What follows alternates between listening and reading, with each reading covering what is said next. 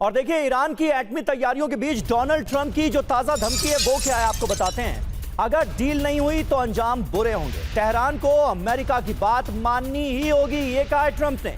Netanyahu से मुलाकात के बाद ट्रंप ने ये नई धमकी दी है ईरान को।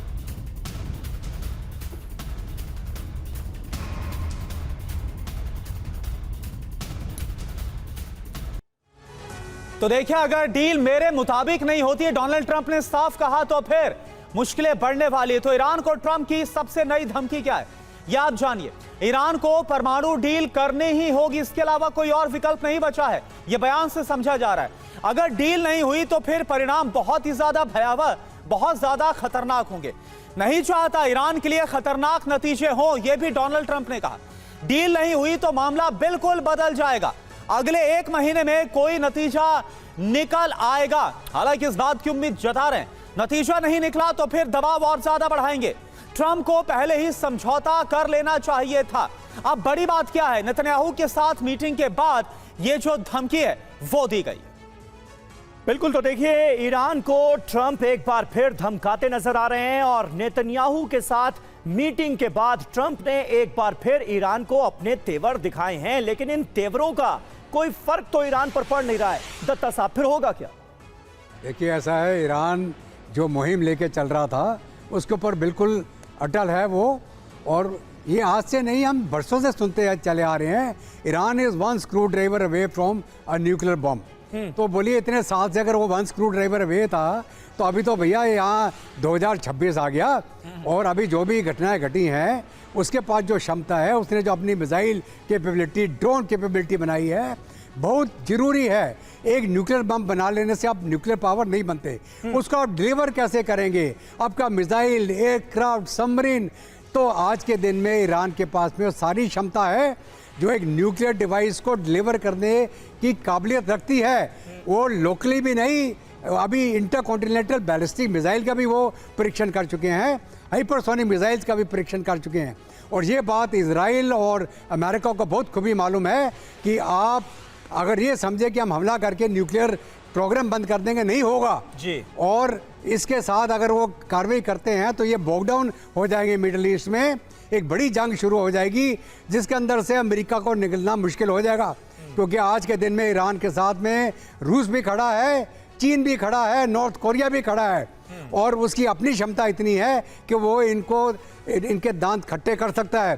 तो मुझे नहीं लगता कि इनकी धमकी से ईरान दबेगा। हाँ, सैंक्शन लगा सकते हैं, इनका जो व्यापार है वो रोक सकते हैं जी। इसके अलावा और इनके पास कुछ करने की क्षमता बिल्कुल, और जो कर सकते थे वो तो कर ही चुके हैं। ईरान के खिलाफ अमेरिका को जो कड़े कदम उठाने थे वो तो अमेरिका उठा ही चुका है। और यही वजह है कि ईरान इस बार ये कह रहा है कि हम कोई भी शर्त अमेरिका की मानने के लिए तैयार है नहीं। जंग भले ही अमेरिका शुरू करेगा लेकिन खत्म ईरान करेगा।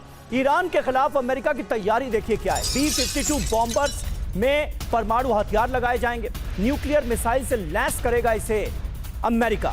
मिनटमैन 3 पर लगाए जाएंगे न्यूक्लियर वॉरहेड्स। अमेरिकी एयरफोर्स ग्लोबल स्ट्राइक कमांड का ये दावा सामने आया है ऐसे वक्त में जब अमेरिका और ईरान के बीच तनाव चरम पर नजर आ रहा है।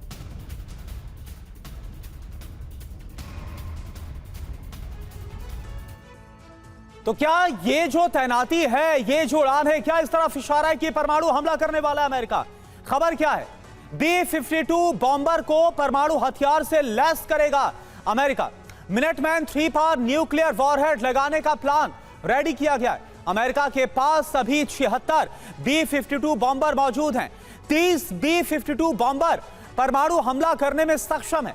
अमेरिका के पास अभी 400 मिनटमैन 3 मिसाइल है। सभी मिनटमैन 3 मिसाइल 5 राज्यों में तैनात है।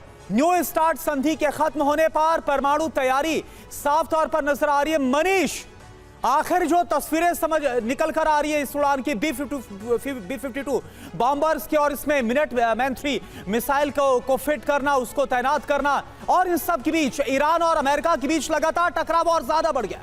कैसे इन खबरों को देखा जाए? देखिए, सबसे बड़ी बात तो यह है कि परमाणु हथियारों को लेकर जिस तरह से तमाम शक्तिशाली देश गैर जिम्मेदाराना व्यवहार कर रहे हैं, ये वाकई दुखद है। और एक नया हथियारों की रेस इससे शुरू हो गई है। न्यू स्टार्ट संधि को आपने उसको दोबारा से स्टार्ट किया नहीं, वो फेल हो गई। वहीं दूसरी तरफ अगर आप देखें तो जिस तरीके से इसको अपनी ताकत का प्रतीक बता रहे ट्रंप ने, इसकी शुरुआत की B-2 बॉम्बर्स के साथ। रूस तो लगातार अपने परमाणु हथियारों को दिखाता ही रहता है। वैसी स्थिति में सिचुएशन ये बनती है कि अब इसके व्यवहारिक इस्तेमाल को लेकर भी कभी कोई देश हिचकेगा नहीं, जबकि इतिहास गवाह है कि दूसरे विश्व युद्ध में जब अमेरिका ने इसका इस्तेमाल किया उसके बाद से लगातार सार्वजनिक तौर पर वो इसको लेकर अफसोस जताते रहे। लेकिन अब ऐसा लगता है जैसे ये एक तरह से उनकी ताकत का एक प्रतीक बनता जाएगा कि कौन परमाणु हथियारों का इस्तेमाल दोबारा कर सकता है, और ये सबसे बड़ी चिंता है, कम से कम वैश्विक समुदाय के लिए या मानवता के लिए।